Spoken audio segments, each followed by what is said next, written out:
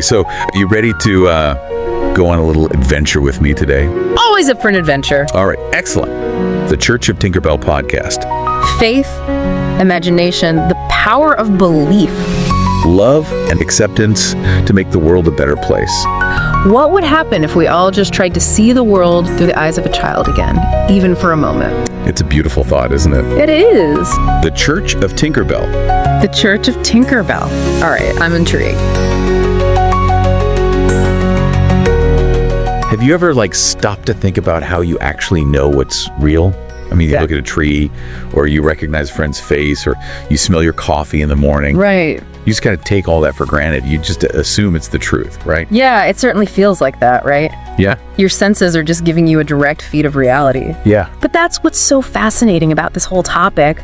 What we're going to explore today in this deep dive is the idea that what you perceive isn't actually reality itself. Okay. But rather, it's your brain's interpretation of it. And it's incredibly sophisticated interpretation. It really is. So it's almost like lights bouncing off a tree hits your eyes, and then your brain steps in and says aha, a tree. Exactly. It's creating this model. It's taking in all this data, and it's saying, for you, that means tree. So everything around us, our entire experience of the world, is kind of like a mental map that our brain is constructing. Yes. And not just the physical objects around you, too. If you think about it, this also applies to your thoughts, your feelings, even your deepest beliefs about things. Yeah. Take a belief that you hold about the world or about a particular concept. Right. Those beliefs can feel so real to you.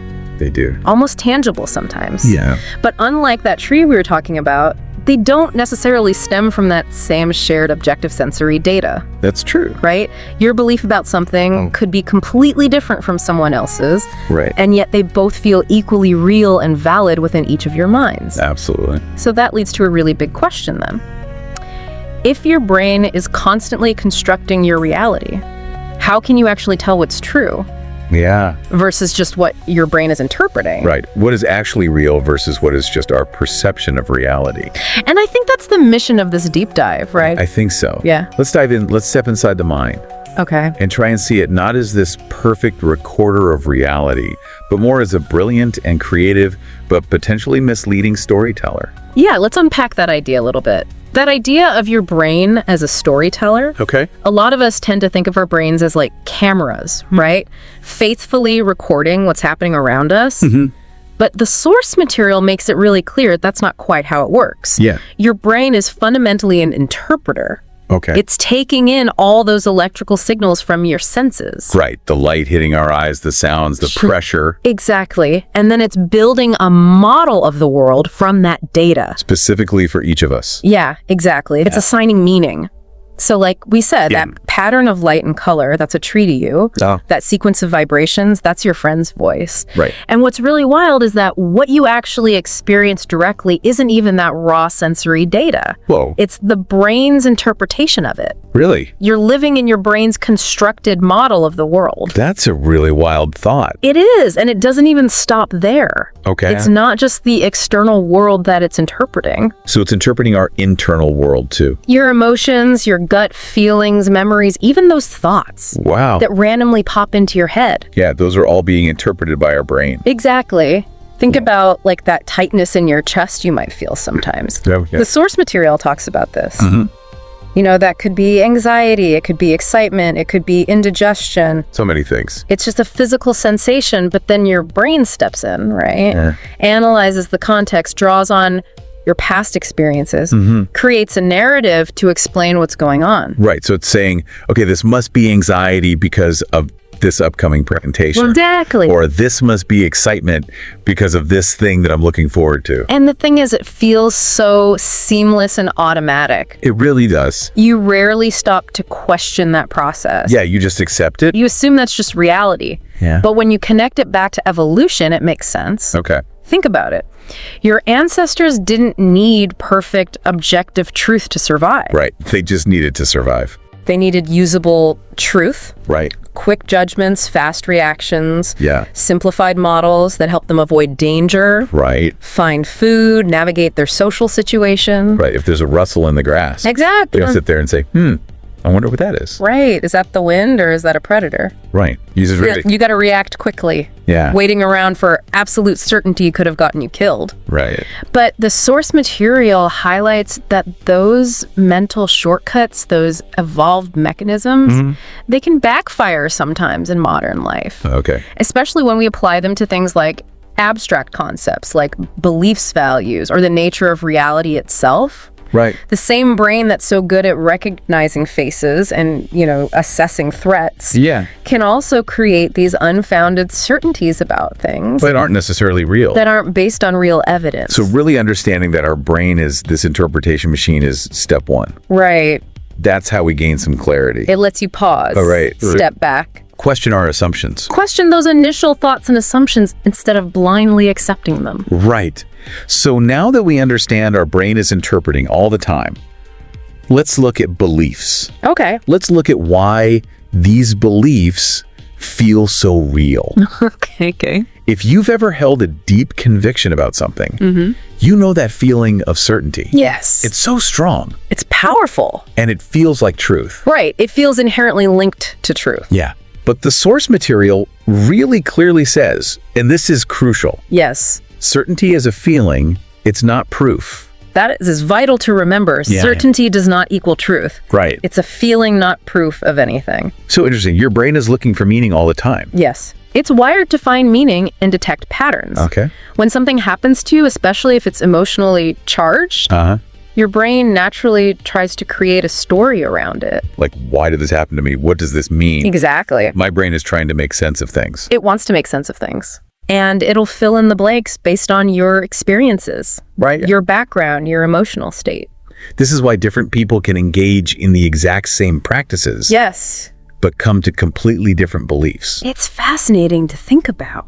It is. So, like, some people might pray and feel a connection with Jesus. Right. Someone else might pray and feel a connection with Krishna, Someone else might feel the presence of their ancestors. or something else entirely. And each of those experiences feels real Oh, to the person having it. on a neurological level, it is a real experience for them. Exactly. But that doesn't mean it reflects an objective reality that everyone would perceive, Absolutely. or that it would resonate the same way for you. Right. And then on top of that, we have these things called cognitive biases. Yes, those mental shortcuts. Yeah, like confirmation bias. That one's a big one. Huge. Once you've formed a belief, you tend to only look for information that supports that belief. Right. And you ignore everything else. You downplay or ignore anything that contradicts it. Right. And then you add emotional reinforcement on top of that. Okay. If a belief brings you comfort, Yeah.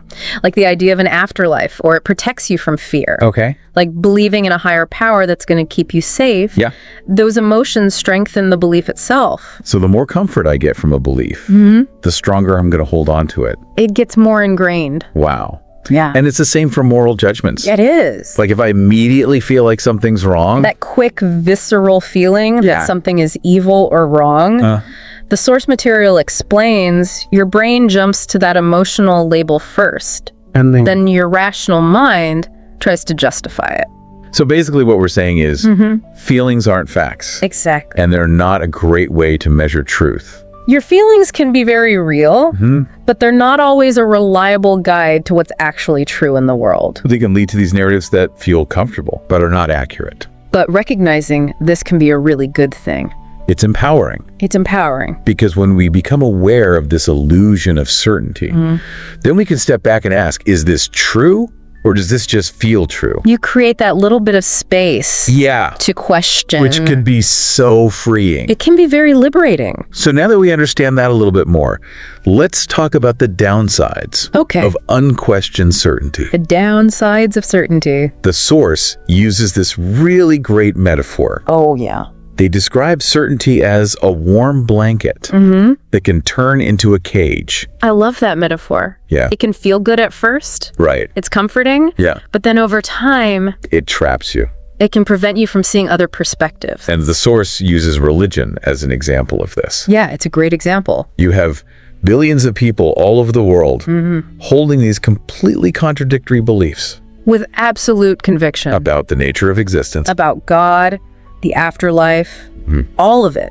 Yeah, you have people who believe in one God. Right. And people who believe in many gods. You have beliefs in reincarnation versus a singular judgment and an eternal heaven or hell. People who see a personal God guiding the universe. And others who see a more impersonal spiritual energy.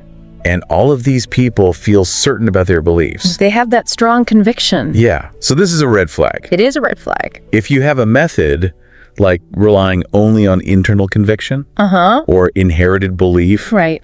if that consistently leads to opposite answers, Yes. then you have to question the method. It's like if you give a math problem to a bunch of people and they all come up with wildly different answers. Yeah. You think, okay, something's wrong with how they're approaching this. Absolutely. It's not just the answers, it's the method itself. And the worst part is this unquestioned certainty can really cause division. It can. Because when you're convinced that your view is the only correct one, then it's really easy to see anyone who disagrees with you Yeah. as not just mistaken, Right. but dangerous. Spiteful. Even you see them as the enemy. You dehumanize them. It becomes much easier to justify harmful actions Right. when you see someone as less than human. And it all goes back to this misunderstanding, this idea that our internal experience It's just subjective experience. is the same as reality. That it's objective truth. And if someone doesn't share that experience, they must be wrong. I'm malicious. But the good news is, Yes. we don't have to abandon our sense of wonder. Right. We don't have to abandon our curiosity. You can still ask the big questions. Yeah. You can still search for meaning. But we need better tools We need more reliable methods to navigate all of this, to sort through the beliefs to figure out what's real. and to understand reality better. So we don't have to give up on the idea of truth. We just have to upgrade our tools Upgrade our tools. to overcome these mental blind spots and biases. And the source lays out some key tools, Some really helpful ones. like critical thinking, That's a big one. asking questions, seeking evidence. Applying consistent standards of evaluation. Yeah, so if you read something online that's really shocking, A surprising claim. instead of immediately sharing it, As a critical thinker, you would pause. you'd ask, who's saying this? What evidence are they giving? Are there other perspectives on this? What are the other sides of the story? There's also this idea of falsifiability, Yes. which is basically a claim about reality is more reliable if it can be tested. And potentially proven wrong. Right, If there's no way to disprove it, right. then it's not really that useful of a claim. It's not grounded in anything. Right. Then we have evidence and repeatability. A good one. So beliefs that are supported by consistent, repeatable evidence. Across different contexts and by different people. Yeah, those are more likely to be true. They're probably reflecting something real Yeah. as opposed to just your own subjective experience. There's also peer review and collaboration. That one's huge. Really important, Getting feedback from others especially people who disagree with you. can be so helpful. It can help you identify your blind spots. And refine your understanding of things. And finally, emotional awareness, Yes. recognizing when our feelings are really strong. Especially in relation to a belief Right. that can help you step back and see if those feelings are helpful or not. And it's important to note that these tools Yes. are not meant to take away our sense of wonder. They're not meant to kill the mystery. In It's going to fact, enhance it by focusing our attention on what's real, on what's demonstrably true. which can be more awe-inspiring Absolutely. than just believing whatever feels good. But the source material acknowledges that questioning beliefs can be hard, Yeah, it can be scary. especially when they're tied to your identity, Yeah, or your your community. sense of belonging. And the source brings up compassion here, Right. which I think is really important. It is, Questioning a belief. whether it's your own or someone else's, Right. isn't an attack. It's not about making someone feel bad. It shouldn't be confrontational. And a lot of our core beliefs Many of them. are inherited. Right. We're taught what to believe. By the people we trust, Our family. our teachers. And it happens so early, Yeah, when we're kids. before we even have the ability to question things. Right. And these beliefs provide comfort, a sense of belonging, All those important things. vital human needs. But comfort isn't truth. Right? And connection and belonging are vital. Yes.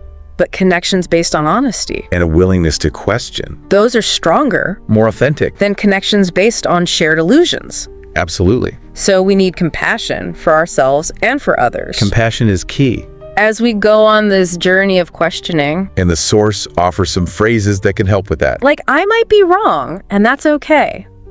Such a simple phrase. So powerful. Acknowledging your own fallibility. They might be doing the best they can with what they've been taught. Trying to see things from their perspective. Truth isn't afraid of questions. Reframing the act of questioning as a good thing. Right. It's not a threat, it's part of learning. Exactly. These aren't just nice sentiments. They're tools Tools for dialogue, for promoting humility. for cultivating openness So it's not about dogma. or defensiveness, It's about learning, and growing. becoming more understanding. So to sum it all up, Yes, our brain is a storyteller. an amazing one. It weaves together our perceptions and our experiences Into this incredible tapestry, that we experience as reality. and that can be a good thing. Yeah, but those stories can also limit us. Especially our beliefs. Yeah. When we mistake them for absolute truth. And the key here is awareness. Awareness is power. Right. Because if we understand how our mind works, then we can pause Create space. between thought and acceptance. Ask that crucial question. Is this true, or does it just feel true? Is it based on evidence? Or why just feeling certain about it? And remember, letting go of that need for certainty Yeah. doesn't mean you lose curiosity or wonder. Like exactly. It can actually enhance it. Yeah. It opens you up to new It possibilities, allows you to see the complexity the nuance. of everything. And as we said, truth isn't threatened by questions. It welcomes them. So our final thought for you, Yes. no matter what your current beliefs are, stay curious. Keep learning. Keep growing. Become the editor of your own mental stories. You have the power. Thanks for going on this little adventure with me today. Anytime. And listener, keep sprinkling that fairy dust, all right? We'll see you next time.